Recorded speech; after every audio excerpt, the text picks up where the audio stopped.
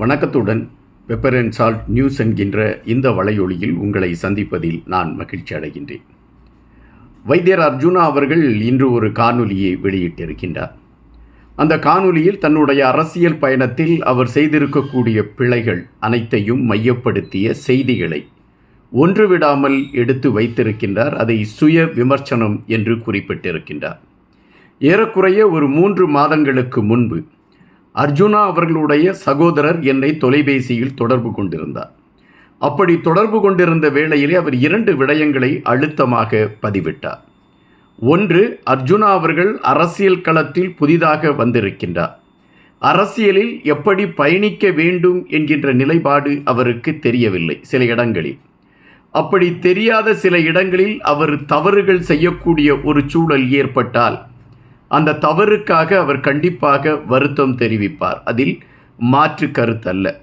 அவர் தொடர்ச்சியாக எங்களுடைய கருத்துகளையும் அல்லது தமிழ் சமூகத்தின் கருத்துக்களை ஏற்றுக்கொள்ளாத ஒரு நிலைப்பாடை எடுக்கக்கூடிய ஒரு சூழல் அவருக்கு அமையும் என்றார். அவரை ஆதரித்து கொண்டிருக்கக்கூடிய நாங்கள், மேலும் புலம்பெயர்ந்த தமிழர்கள் அனைவருமே நாங்கள் அவருக்கு எதிரான நிலைப்பாட்டை எடுத்து விடுவோம். எங்களை பொறுத்த மட்டில் மக்கள் சார்ந்த ஒரு பணி இங்கு நடைபெற வேண்டும். அதற்கான களத்திற்காகத்தான் நாங்கள் இங்கு போராடி கொண்டிருக்கிறோம் என்ற ஒரு கருத்தை பதிவிட்டிருந்தார். இது எல்லோரும் சொல்லக்கூடிய ஒரு விடயம்தானே என்று நான் நினைத்திருந்தேன். ஆனால் இன்று வைத்தியர் அர்ஜுனா அவர்களுடைய அந்த சுய விமர்சனத்தை பார்க்கின்ற பொழுது அவர்களுடைய சகோதரர் குறிப்பிட்ட அந்த நிகழ்வு அதை நடைமுறைப்படுத்தக்கூடிய ஒரு களத்தை எடுத்துக்கொண்டிருக்கிறார்கள் என்பதாகத்தான் கணிக்க முடிகின்றது. தவறு என்றால் அதை தவறு என்று ஒத்துக்கொள்ள வேண்டும். சரி என்றால் அதை சரி என்று ஏற்றுக்கொள்ள வேண்டும். இதை எந்த அரசியல்வாதிகளும் இதுவரை கடைபிடித்ததாக நான் பார்க்கவில்லை. ஆனால் முதலாக வைத்தியர் அர்ஜுனா அவர்கள் அப்படி ஒரு நிலைப்பாட்டை எடுத்திருக்கிறார் என்பதே அரசியல் களத்தில் ஒரு திருப்புமுனை என்று நாம் இங்கு பார்க்க வேண்டியதிருக்கின்றது. வைத்தியர் அர்ஜுனா அவர்கள் அந்த காணொலியில் பல விடயங்களை குறித்து பேசியிருக்கின்றார். அவர் எப்பொழுது அரசியல் களத்திற்குள் வந்தார், அவரை யார் யார் சந்தித்தார்கள், அப்படி சந்தித்தவர்கள் என்ன விடயங்களை குறித்தெல்லாம் பேசினார்கள், அதன் பின்பு அவர்கள் எப்படி அவருக்கு முதுகுக்கு பின்னால் அவர்கள் வேறொரு கோணங்களில் செயல்படுவதற்கான களங்களை எடுத்தார்கள் போன்ற பல விடயங்களை மிகவும் மனம் திறந்து வைத்தியர் அர்ஜுனா அவர்கள் பேசியிருக்கின்றார். அதை தொகுத்து வழங்கக்கூடிய ஒரு களத்தில் தான் நான் இருக்கின்றேன். கண்டிப்பாக அவருடைய அந்த காணொலியை நீங்கள் பார்க்கக்கூடிய வாய்ப்பு இருக்கும். ஆயினும் அதை என் சார்ந்த களத்தில் அதை எடுத்து வைப்பது சிறப்பு சேர்க்கும் என்று நான் நினைக்கின்றேன். ஜூன் மாதம் 13ஆம் தேதி 2024 வருடம் அரசியல் களத்திற்குள் தன்னை ஈடுபடுத்தக்கூடிய ஒரு களத்தை வைத்தியர் அர்ஜுனா அவர்கள் எடுக்கிறார். எப்படி அரசியல் களத்திற்குள் வந்தார்? ஒரு சாதாரண மருத்துவர், மருத்துவம் சார்ந்த பணிகளில் தீவிர கவனம் செலுத்த வேண்டும் என்பதுதான் அவருடைய நிலைப்பாடு. ஆனால் ஒரு குறிப்பிட்ட மருத்துவமனையில் அங்கு ஏற்பட்டிருக்கக்கூடிய தவறுகள், அந்த தவறுகளை தட்டி கேட்க வேண்டும் என்கின்ற நிலைப்பாடும் என்கின்ற துடிப்பும் அவருக்கு இருக்கிறது. காரணம், மருத்துவமனை என்பது மனித உயிர்களை பாதுகாக்கக்கூடிய இடம். அந்த இடத்தில் பிரச்சனைகள் தலை தூக்குகிறது என்கின்ற பொழுது மக்களுடைய உயிர்களுக்குத்தான் கேள்விக்குறியாக மாறுகின்றது. எனவே மக்களை காப்பாற்ற வேண்டும் என்கின்ற நிலைப்பாட்டில் வைத்தியர் அர்ஜுனா அவர்கள் அது சார்ந்த செயல்பாடுகளை எடுக்கிறார். அப்படி எடுக்கின்ற பொழுது அது விமர்சனங்களை உருவாக்குகிறது. வைத்தியருடைய வேலைக்கு அது வேட்டு வைக்கக்கூடிய களத்தை எட்டுகிறது. அந்த வேட்டு வைக்கக்கூடிய களத்தை எட்டுகின்ற பொழுது வைத்தியர் அர்ஜுனாவிற்கு ஆதரவாக 2 பேர் வருகின்றார்கள். ஒருவர் அங்கநாதன் அவர்கள், இன்னொருவர் டக்ளஸ் தேவானந்தம் அவர்கள். இந்த அங்கநாதன் அவர்களும் டக்ளஸ் தேவானந்தம் அவர்களும் வைத்தியர் அர்ஜுனாவிற்கு ஆதரவாக நாங்கள் நிற்கிறோம் என்று வெளிப்படையாக அவர்கள் சொல்லிக் கொண்டாலும் அவர்களுடைய உள்ளூர மனதிற்குள் அதற்கான களங்கள் இல்லை என்பதுதான் வைத்தியர் தன்னுடைய சுய விமர்சனத்தில் வைத்திருக்கின்றார். அவர்கள் இருவரையுமே நான் நம்பிக்கொண்டது மிகப்பெரிய பிழை என்கின்ற ஒரு விடயத்தை அவர் காலம் கடந்து புரிந்திருக்கின்றார். அப்படி புரிந்த அந்த செய்தியை எடுத்து வைத்திருக்கின்றார். நாடாளுமன்ற தேர்தலில் அந்த 2 பேரும் புறக்கணிக்கப்பட்ட விடயம் மக்கள் அவருக்கு கொடுத்திருக்க, அதாவது அந்த டக்ளஸ் தேவானந்தம் அவர்களுக்கும் அங்கநாதன் அவர்களுக்கும் மக்கள் கொடுத்திருக்கக்கூடிய தண்டனை என்பதை விட இறை நடிக்கக்கூடிய அரசியல்வாதிகளுக்கு கொடுத்திருக்கக்கூடிய ஒரு பாடமாக இருக்கும் என்று நான் நினைக்கின்றேன் என்று வைத்தியர் அர்ஜுனா அவர்கள் குறிப்பிட்டிருக்கின்றார். அதன் பின்பு அதாவது ஜனாதிபதி தேர்தல் வருகின்றது. இந்த ஜனாதிபதி தேர்தலில் யாரை ஆதரிக்க வேண்டும் என்கின்ற நிலைப்பாடு, காரணம் மக்கள் பிரச்சனையை குறித்து பேசிக்கொண்டிருக்கின்றார் வைத்தியர் என்கின்ற பொழுது வைத்தியரை தேடக்கூடிய ஒரு நிலைப்பாடும், வைத்தியர் என்கின்ற பெயர் மக்கள் மன்றத்திலே ஒரு உயர்வான ஒரு நிலையை எட்டக்கூடிய களத்தையும் எட்டிவிடுகிறது. எனவே இவருடைய வார்த்தையை மக்கள் கேட்பார்கள் என்று நம்பக்கூடிய நிலையில் அரசியல்வாதிகளும் மாறிவிடுகிறார்கள். எனவே அரசியல்வாதிகள் வைத்தியர் அர்ஜுனாவுடைய ஆதரவு தங்களுக்கு இருந்தால் சிறப்பாக இருக்கும் என்ற நிலைப்பாட்டை எடுக்கின்றார்கள். அப்படித்தான் ரணில் விக்ரமசிங்கேயும் சஜித் பிரேமதாசா அவர்களும் வைத்தியர் அர்ஜுனா அவர்களுடைய ஆதரவை கேட்கின்றார்கள். முதலில் ரணிலை சந்திக்க செல்கின்றார் வைத்தியர் அர்ஜுனா அவர்கள். அங்கு வைத்தியர் அர்ஜுனா அவர்களுக்கு சில மனக்கசப்புகள், அதன் பின்பு சஜித் பிரேமதாசாவுக்கு ஆதரவு நிலைப்பாட்டை எடுக்கிறார். அதுவும் சரிவரவில்லை என்கின்ற பொழுது அனுரா அவர்களை ஆதரிக்கக்கூடிய களத்தை எடுத்து விடுகின்றார். இது அரசியலில் தான் செய்த மிகப்பெரிய பிழை என்று வைத்தியர் அர்ஜுனா குறிப்பிடுகின்றார். மக்கள் என்னை நம்பிக்கொண்டிருக்கின்றார்கள், நான் எடுக்கக்கூடிய முடிவு தெளிவான ஒரு முடிவாக இருக்க வேண்டும் என்பது மக்களுடைய நம்பிக்கை. எனவே இந்த 3 பேரில் யார் தமிழ் மக்களுக்கு ஆதரவானவர்கள் என்கின்ற நிலைப்பாட்டை நான் உறுதி செய்திருக்க வேண்டும். இவர்கள் 3 பேருமே தமிழினத்திற்கு எதிரானவர்கள் என்கின்ற கோட்பாடுகளை நான் அறிந்திருக்கிறேன். எனவே இந்த 3 பேரில் யாரை ஆதரித்தாலும் அது பிழை என்பதை நான் தெரிந்திருக்க வேண்டும்.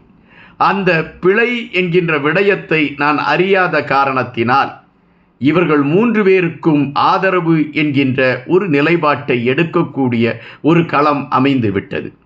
அது மிகப்பெரிய பிழை என்பதை நான் காலம் கடந்து புரிந்து கொள்கின்றேன். அதுபோல சுயேட்சை குழு என்று உருவாக்கப்படுகின்றது. இந்த சுயேட்சை குழுவில் நாங்கள் ஒரு அணியாக இணைகின்றோம். அப்படி அணியாக இணைகின்ற பொழுது எங்களோடு இணைகின்றார் மயூரான் அவர்கள். மயூரான் என்னுடைய நெருங்கிய நண்பர். ஆனால் ஒரு கட்டத்தில் மயூரான் அவர்கள் மனதிலே ஒரு மனச்சோர்வு, எங்கே கட்சியில் தனக்கான அந்தஸ்து கிடைக்காதோ என்கின்ற கேள்விக்கணைகள். யோகபாலன் அவர்கள் இதற்கான களங்களை கையில் எடுத்துக்கொண்டு பயணித்த காரணத்தினால் எங்களுக்குள் ஒரு மனச்சோர்வு ஏற்படக்கூடிய களம் அமைந்தது. நான் கௌசல்யா அவர்களுக்கு முதன்மை கொடுக்கிறேன் என்பதை அடிப்படையாக வைத்துக்கொண்டு இதுபோன்ற சித்து விளையாட்டுகள் அரங்கேறத் தொடங்கின. அந்த சூழலில் மயூரான் அவர்களிடம் நீ தலைவராக இருந்து கொள், யோகபாலனிடம் நீ செயலாளராக இருந்து கொள் என்று நான் அறிவித்திருந்தால் இந்த கூட்டணி வலுவானதாக இருந்திருக்கும் என்பதை விட மக்கள் இவர்கள் ஆரம்பித்தார்கள், இணைந்து பயணிக்கிறார்கள் என்கின்ற நம்பிக்கையில் எங்களை பார்க்கக்கூடிய களம் அமைந்திருக்கும். மக்கள் எங்கள் மீது வைத்திருந்த நம்பிக்கையை சிதைக்கக்கூடிய களங்களாக இவைகள் மாறிவிட்டது என்பதை நான் இங்கு ஒத்துக்கொள்கின்றேன். எந்த அரசியல்வாதியுமே தான் செய்த பிழைகளை ஒத்துக்கொள்வதில்லை. நான் உங்கள் முன்னால் ஒத்துக்கொள்கின்றேன்.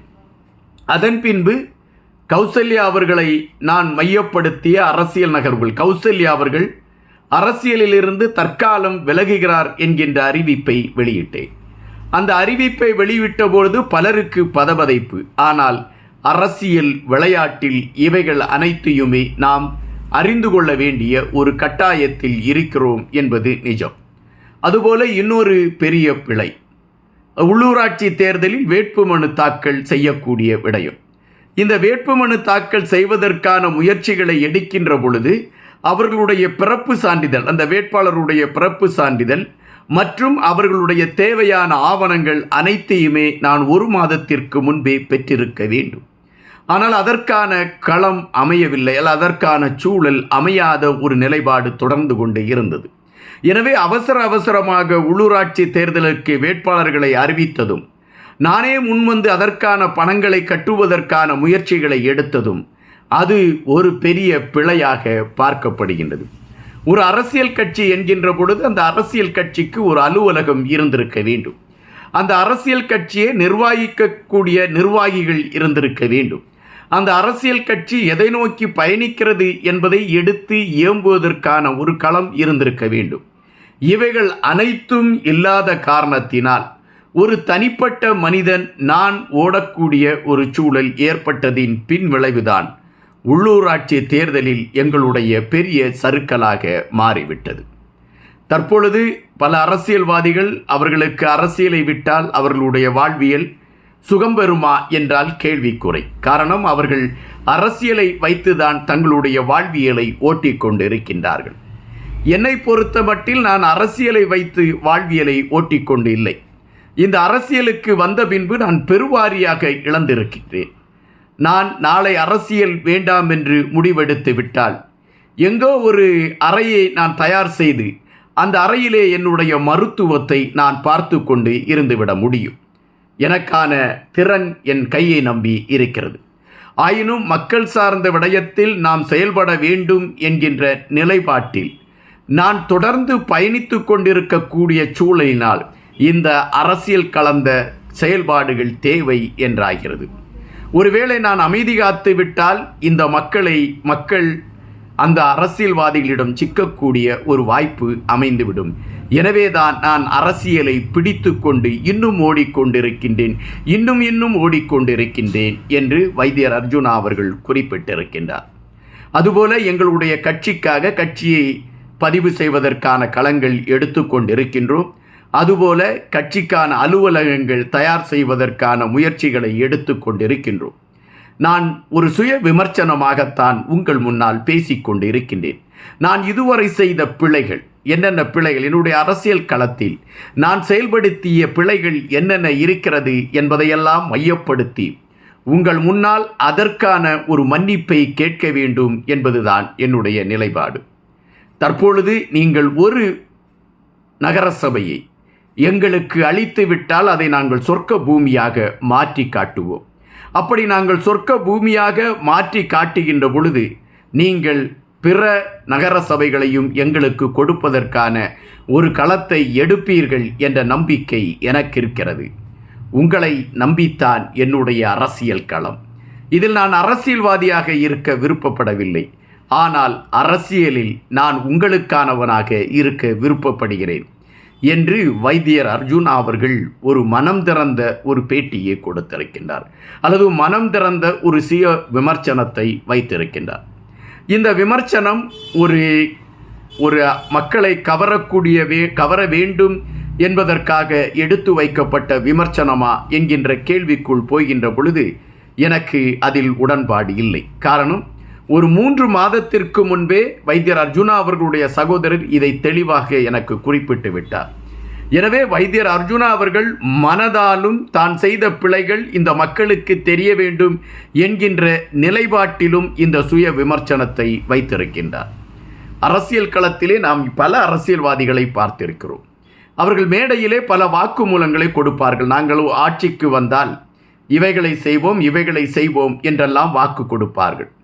ஆனால் மறுநிமிடமே அவர்கள் பதவிக்கு வந்த மறுநிமிடமே அவர்கள் என்ன வாக்கை கொடுத்தார்கள் என்பது அவர்களுக்கே தெரியாது. மக்கள் அவர்களை நம்பி ஏமாந்து கொண்டே இருப்பார்கள். இது தொடர்ச்சியாக நடந்து கொண்டிருக்கக்கூடிய விடயம். இது அரசியல் உருவாக்கப்பட்ட காலத்திலிருந்து இது நடந்து கொண்டிருக்கக்கூடிய விடயம். தன் அரசியல் பாதையில் தான் தொடங்கிய காலத்திலிருந்து தற்பொழுது உள்ள நிலை வரை என்னென்ன பிழைகளை செய்திருக்கிறேன் என்பதை தனக்குள் அதை அலசி இந்தந்த பிழைகளை நாம் செய்திருக்கிறோம், இதை மக்கள் மன்றத்திலே நாம் எடுத்து வைத்துவிட வேண்டும் என்று எந்த அரசியல்வாதிகளாவது இதுவரை களம் அமைத்திருக்கிறார்களா என்றால் இல்லை என்பதுதான் வருத்தமான பதிவு. ஆனால் ஒரு வித்தியாசமான மனிதராக வைத்தியர் அர்ஜுனா இங்கு நிமிர்ந்து நிற்கிறார். அவருடைய முகத்திலே ஒரு கள்ளமில்லாத சிரிப்போடு தான் இந்த சுய விமர்சனத்தை அவர் எடுத்து வைத்தார். எந்தவிதமான குற்ற உணர்வு அவருடைய முகத்திலே தெரியவில்லை. நான் உண்மையை சொல்லப் போகிறேன், எதற்கு நான் அஞ்ச வேண்டும், இந்த ஒரு நிலைப்பாடு தான் அவருடைய முகத்திலே தெரிந்தது. அந்த காணொலியை நீங்கள் பார்ப்பீர்கள் என்றால் அந்த காணொலியிலே முழுவதும் அவர் அந்த ஒரு முகமலர்ச்சியோடு தான் தன்னுடைய சுய விமர்சனத்தை நடத்தி இருக்கின்றார். எப்பொழுதாவது அத்தி பூத்தது போல சில தலைவர்கள் இப்படி தோன்றுவார்கள். அவர்களை நாம் தவற விட்டுவிட்டால் அதன் பின்பு அப்படிப்பட்ட தலைவர்கள் நமக்கு கிடைக்காமலே போய்விடுவார்கள். அப்படித்தான் 1967 ஆண்டு விருதுநகரில் பெருந்தலைவர் காமராஜ் அவர்கள் பே. சீனிவாசன் என்கின்ற மாணவரிடம் தோல்வியை சந்திக்கின்றார். அந்த தோல்வி அன்றைய காலகட்டத்தில் திராவிட முன்னேற்றக் கழகத்திற்கு மாபெரும் வெற்றியாக பார்க்கப்பட்டது. ஆனால் ஒரு பெரும் பிழை நிகழ்ந்துவிட்டது என்று அன்றைய திராவிட முன்னேற்றக் கழகத்தின் பொதுச் செயலாளராக இருந்த பேரறிஞர் அண்ணாவே வேதனைப்பட்டார் என்கின்ற பதிவு உண்டு. எப்பொழுதாவது நல்ல தலைமைகள் கிடைப்பதற்கான வாய்ப்புகள் அமையும். ஆனால் அதைகளை நாம் தவற விடுகின்ற பொழுது அது ஒரு பெரும் சமுதாயத்தை சீர்குலைக்க செய்துவிடும் என்பதுதான் நிஜம். வைத்தியர் அர்ஜுனாவுடைய இந்த சுய விமர்சனம் அரசியல் களத்தில் ஒரு வித்தியாசமான பாதை என்பதுதான் நிஜம். ஒரு வித்தியாசமான அரசியல் மனிதரை குறித்து பேசுவதற்காக ஒரு சில நிமிடங்கள் எனக்கும் கிடைத்திருக்கிறது என்பது பெருமையின் உச்சம்தானே. சந்திப்போம். நன்றியுடன் இன்பம்.